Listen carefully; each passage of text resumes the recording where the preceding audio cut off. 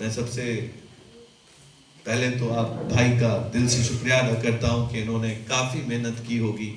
ये काफी मुश्किल काम है कि कंस्ट्रक्टिव मुहिम में लोगों को इकट्ठा करना, उनको जमा करना।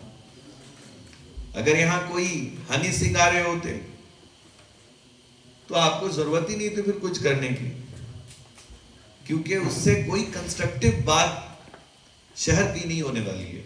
हम लोग आज शहर के कंस्ट्रक्टिव प्रोग्राम को लेकर आए हैं, जो इस शहर के कंस्ट्रक्शन के साथ साथ बिहार के कंस्ट्रक्शन से जुड़ा हो, फिर बिहार के कंस्ट्रक्शन के साथ साथ हिंदुस्तान के कंस्ट्रक्शन से जुड़ा हो। आज के इस प्रोग्राम का जो मकसद है वो ये है, जैसा कि न्याज साहब ने कहा, कि हमारे मुल्क में जितने भी पेरेंट हैं, चाहे वो हिंदू हो, मुसलमान हो, सिख हो, ईसाई हो, कहीं के भी हो, आप सोचिए कि सिर्फ एक ऐसा बच्चा होता है और पूरी दुनिया में, लेकिन हिंदुस्तान में हम लोग काम कर रहे हैं तो हम लोग इसको हिंदुस्तान में कोड कर रहे हैं कि देखिए, दुनिया का हर बाप सच में किसी से अगर हारना चाहता है तो वो अपने बच्चे से हारना चाहता है कि मेरा बच्चा मुझसे ज्यादा बेहतर करे। अब इस एक लाइन में एक बात छुपी हुई है कि ये एक ऐसा प्रोग्राम है जिसको आप रिसेशन फ्री कर सकते हैं। रिसेशन फ्री प्रोग्राम क्या होता है?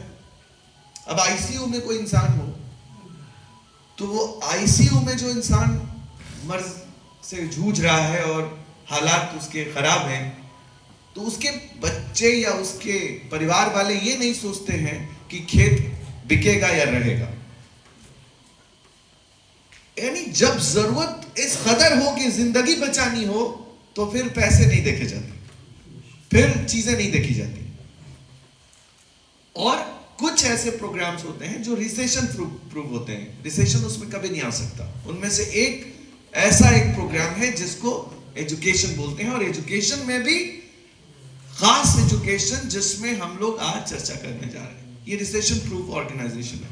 रिसेशन प्रूफ सिस्टम को हम लोग आपके साथ डिस्कस कर रहे हैं कि कोई भी बाप, कोई भी मां क्या चाह रही है कि मेरा बेटा इस देश का इंजीनियर बने, डॉक्टर बने, एपीजे अब्दुल कलाम के मॉडल पे चले, चाहे वो किसी धर्म का हो, किसी जाति का हो, किसी शोबे में काम करता हो। कोई ठेला वाला भी है तो वो चाहता है कि मेरा बच्चा बहुत अच्छा करे। लेकिन सबसे बड़ी परेशानी क्या है, जो उसके लिए हम लोग आज जमा होकर इस पैगाम को ग्राउंड लेवल तक ले जाएंगे कि आखिर ये मीटिंग क्यों हो रही है। तालीम बेदारी मीटिंग इस सिलसिले में है कि इस देश में तकरीबन 4 करोड़ बच्चे लगभग प्रति वर्ष +2 के एग्जाम में आते हैं।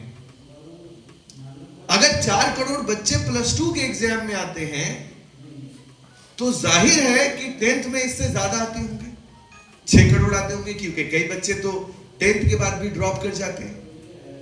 तो अगर 10 करोड़ बच्चे 10वीं और 12वीं पास कर रहे हैं,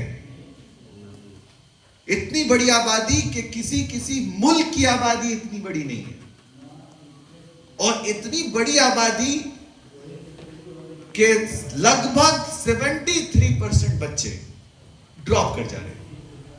अब आप ऐसे समझे कि अगर इस मन से आके कोई कहे कि हेलो देश के लोगों, सुनो सुनो सुनो, हमने तुम्हारी नस्लों को, हमने तुम्हारी आबादी को 73% जाहिल रखने में कामयाबी हासिल कर ली है, तो कितनी अजीब बात लगेगी।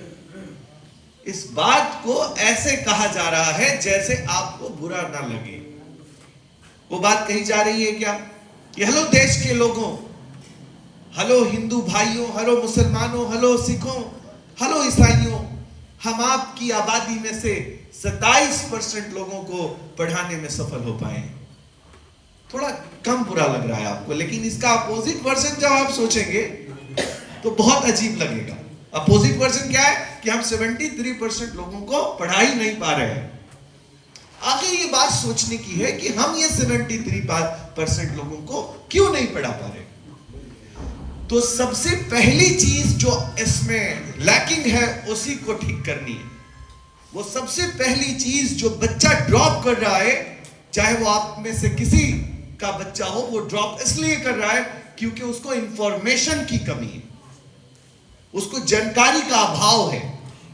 आपको याद रखना चाहिए कि हिंदुस्तान की हुकूमत ने 1956 में 1956 से लेकर 2026 तक जो सिस्टम एजुकेशन का हायर एजुकेशन में रखा, वो एक मिसाल है पूरी दुनिया के लिए।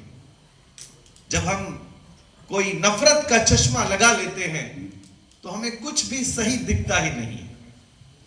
आप सोचिए कि स्कूल्स प्राइवेट कंपनी खोल सकते हैं, लेकिन कोई हिंदुस्तान का ऐसा कॉलेज बताइए, कोई हिंदुस्तान की ऐसी यूनिवर्सिटी बताइए जो कॉलेज और यूनिवर्सिटी किसी प्राइवेट कंपनी ने खोली हो, प्राइवेट कंपनी चलाती हो। यानी लॉ में ऐसा कोई प्रावधान नहीं है कि कोई कंपनी कोई कॉलेज चला सकती हो। कंपनी का मालिक अगर कोई कॉलेज चलाना चाहता है तो पहले उस मालिक को एक सोसाइटी बनानी होगी, एक ट्रस्ट बनाना होगा और एक एनजीओ बनाना पड़ता है। और दूसरी करामात देखिए, इन तीनों एक्ट में वो बिजनेस नहीं करने आया है, वो खिदमत करने आया है। ये लॉ हिंदुस्तान के 1956 एक्ट को प्रेजेंट करने का इससे बेहतर मॉडल नहीं हो सकता कि हम इसे समझें। Schools can be a business but college is to serve the nation. लेकिन इसको जब हम समझेंगे ही नहीं, इसके बीच में जो लोग हैं उस तक आपको पहुंचने नहीं दे रहे हैं, तो ये अवेयरनेस प्रोग्राम जरूरी हो जाता है। अब देश में एक मैसेज देखते होंगे, सुनते होंगे कि अगर किसी बच्चे को इंजीनियरिंग करनी है, इंजीनियर बनना है, तो उसे जेई देना होगा। ये मैसेज इतना गंभीरता से फैला कि लोगों को लगने लगा कि इंजीनियर बनने के लिए पहले तैयारी करनी पड़ती है, जेई की तैयारी करनी पड़ती है। अब मैं एक तरफ से बोल रहा हूं, आप एक तरफ से सुन रहे हैं। मेरी बात दिल में उतर रही है अगर, तो हाथ उठा के बताइए कि कितने लोग ऐसा मानते हैं कि इंजीनियर बनने के लिए तैयारी करनी पड़ती है। हाथ उठाइए प्लीज। ये जिन्होंने नहीं उठाया, मैं वो वाला स्पीकर नहीं हूं, आप टी शर्ट वाले खड़े हो जाइए प्लीज। आपने नहीं उठाया तो इंजीनियर बनने के लिए क्या करना पड़ता है?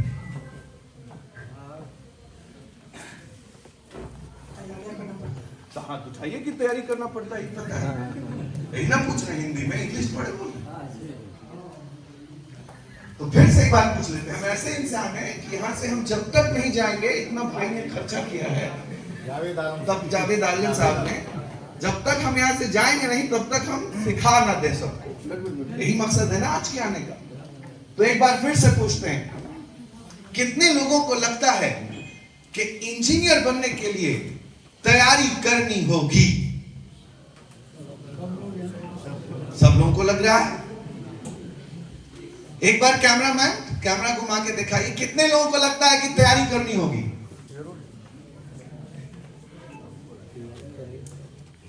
Thank you.